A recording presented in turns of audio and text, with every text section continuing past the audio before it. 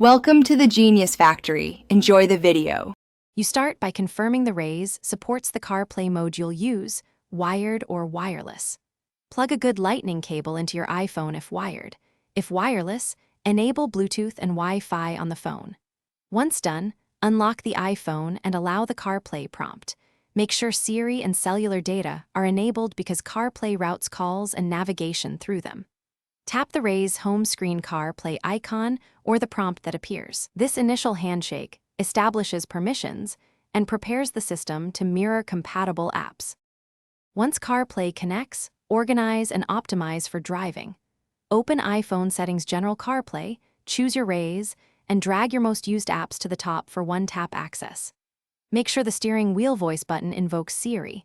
This keeps your eyes on the road. Set the Raize audio source to CarPlay so maps, music, and calls play through the car speakers. If you need Maps directions louder, increase navigation voice in Apple Maps. These steps smooth transitions between media and navigation while driving.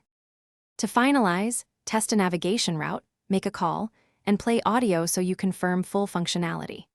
If CarPlay drops or won't launch, first disconnect and reconnect the cable or toggle Bluetooth/Wi-Fi. Reboot both the iPhone and the Raize head unit if needed. If problems persist, forget the vehicle in iPhone CarPlay settings and repair.